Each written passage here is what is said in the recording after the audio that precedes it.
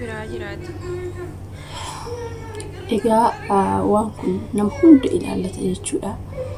Egaa obboloota koo biyya ambaa keessatti argamtan hundumti keessanuu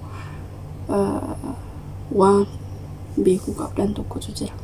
Egaa obboleettiin keenya kuni akkuma keenya biyya kana dhuftee miidhaan kun irra ga'ee jechuudha. Yeroo irra ga'u kana fuudhaniitu nama dhibamaa maaltu jaallata biirootti deebisan. Ashama harka fuuni hordoftoota kabajamtoota chaanal YouTube galatti argamtan nagaan waaqayyoo isiniif haa baay'atu. Egaa waan jechuu barbaade hundumti keessanuu dhaggeeffadhaa sin fayyada. Egaa obboleettii teenya akkuma argaa jirtan tana miidhaa cimaatu irra ga'ee jechuudha. Of eeggannoon nama mataa keenya gaafan isiniin jedhu. Egaa argitanii mustashfaarree akimiirreen geessituu fuutee biirootti deebiste. Nama dhukkubsata nama waa ta'e barbaadan fayyaa kee qofa ilaala. Qarshiin bakka itti sin fayyaddu bakka itti sin miidhu immoo fayyaan keechan akka waan hunduma caalu. Fayyaan keenya akka waan hunduma caalu ilaala. Jeyootana gaazin itti fanadda'ee qaama ishii miidhaa irraan ga'ee jechuudha. Kanaafiyyuu amma fayyaa qabnutti of eeggannoo cimaa gochuun barbaachisaadha. Maaliif gaafaati dhukkubsatte gaafaati fayyaa dhabde fuudhanii talatti sigatu isaan dhimma sirraan qaban. Amma fayyaa qabdutti bichaa jaalatamta ilaali. Kanaafiyyuu obboleettii keenya waaqayyoon ishee amaaruu ishee fayyisu gin kun waan guddaa barumsa siniif ta'uudha. Sigalee barumsa siniif ta'a jedheetan yaada. Dhugaa dubbachuuf ijoollee baay'een of eeggannoo godhanii gisee fooqarra faa ba'anii qulqulleessaa siniin jedhanii qarshiidha maal goona. Kuni koo amma fakkeenyaaf achirraa lafa dhooftee gaafaati luumni tokko si miidhamee hojjechuun guyyaa takka jiistee isin jaalatan nurraa ba'isin jedhu alatti baasanii sigatu isaan dhimma sirraan qaban. Kanaafiyyuu ijoolleen keenya sirriitti fayyaa keessanii bakka qabaadhaa dura. Fayyaan qabdu taanaan namtuyyuu isin jaallatu. Sigalee har'a osoo dhukkubee dhibamtee ciiste ta'ee isaan sin jaalatan hojii irratti qofamanii siif hinnaani. Kanaafiyyuu mucayyoo tanarraa ilaalaa fayyaa keessan akkasumas immoo bakka ofiif kennaa. Bakka ofiif kennuun barbaachisaadha. Akkuma dubbachuuf maaliif ani dhukkubsadhee kabraa fidatu khalaas achi sigaraalaatti deebisanii sigatanii kabraa fidatu. Ati dhibamtu waan taateef khalaas ati tasfaa hin qabdu jechuudha. Kanaafiyyuu nullee hojii isaaniitti hojiitti utuma jennu of eeggannoon mataa keenyaa jechuudha. Sirriitti of eeggannoo cimaa akkuma baqa albumtiyyuu harka kee murtu muddamaan ani bakka ofii kennuun barbaachisaadha. Amma feeyyuu biizii taatu bakka ofii kennuun barbaachisaadha. Hojii kameerratti waan taane hojii nammoo feeyyuu yoo baay'ate humnaa ol gaafa sitti ta'e sitti cime hojii san gimmaasha hojjettee gimmaasha dhiista. Sigalee humna keetii ol waan ta'eef hojjettee fixuu waan hin dandeenyeef kuni dirqama miti jechuudha.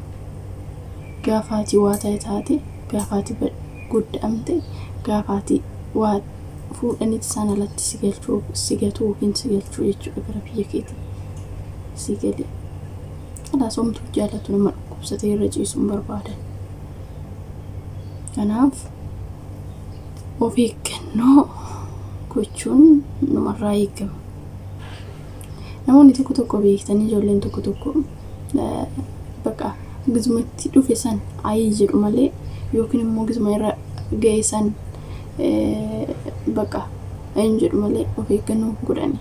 Isinii galee yeroo baay'ee ijoolleen keenya dhugaa dubbachuuf amma ijoolleen tokko maal jechuu barbaadani yeroo baay'ee jechuudha. Amma fakkeenyaaf fooqa irra ba'anii fooqi badda san irra ba'anii mastaawotii qulqulleessina leeshi. Kana bakka humni kiyyan dhaqqabne bakka kun dirqamaa miti rabbi dirqamaa miti kun bakkuma feetu. Kanaafiyyuu kun dirqamaa miti.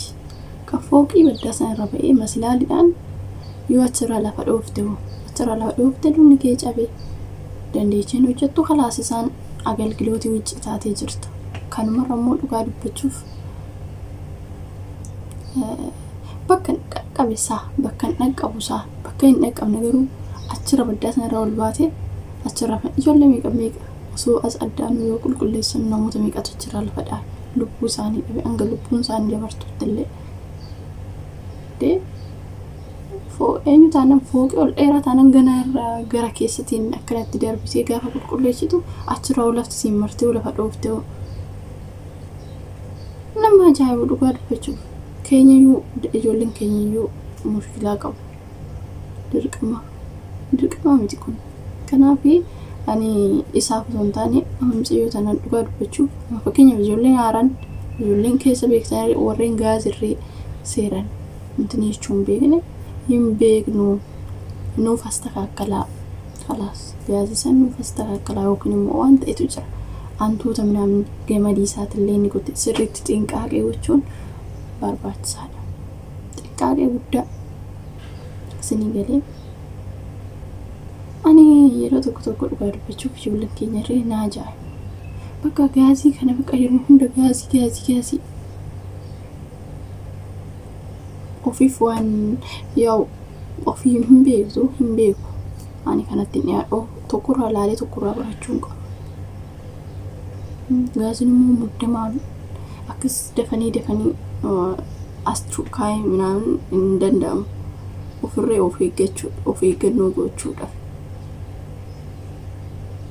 Bakka yeroo hunda bakka hundumatti gaazuma kana bakka yeroo hunda jechuudha. Kanaaf ani dhugaa dubbachuuf yoo akka kiyyaa yoo hin beekne ta'e hin beeku waan ittiin dhiyaatu seeraan astakakkalaa. Namni astakakkalu ni jira namni fidu sun ni astakakkalaa ni sirreessa. Gin antuun illee gaafa jiraatte gamada keessa seentee kutti inni fanadda. Kanaafuu antuun illee mana keessa hin jiraanne sirriitti xinqaaqee gochuun barbaachisaadha. Mucayyoon tun amma kun irra ga'e balaa kana baay'ee takka na gaddisiiste dhugaa dubbachuuf baay'ee takka kaan mana hin jedhamne. Carraadha kun ingitii homaa gochuu hin danda'anii gina waaqayyoon birattis immoo of eeggachuun gaariidha obboloota koo. Yeroo hunda dhugaa dubbachuuf of eeggannoo gochuun nu mataa keenyaaf gaariidha. Baay'ee tokko kanaafiyyuu of eeggannoon godhaa isiniin jedha. Nawaan hundaafiyyuu wanti jiru kanaadha. Warreen dhageenyi dhagaa mucayyoo tanarraa barumsa fudhadhaa. Akkasiniin jedhaa galatoommaa warreen YouTube kanaaf haaraa taatan like subscribe gochuu hin dagatinaa. Kana sagalee waliif ta'uun kadhannaan illee waan guddaadha. Kadhannaa waliif godhuun barbaachisaadha. Bakkuma jirutti waaqayyoon nu haa eegu nu haa tiksu akka maatii keenya nu biraan nu nagaan nu baasitti deebisee maatii keenyatti nagaan nu agalchu. Dhugaa dubbachuuf waan hunduma caala nagaa waaqayyoon nagaan na oolchi fi nagaan na bulchiin waan guddaadha. Solotii gochuun isinii galee annaa akkasiniin jedha obboloota kiyyaa kanarratti of eeggannoo godhaa isiniin jedha. Turtii gaarii qabaadhaa. Angidi waaqayyo bakka jirrutti nu haa eegu. Hanga viidiyoo biraatiin walitti deemnu turtii gaarii qabaadhaa.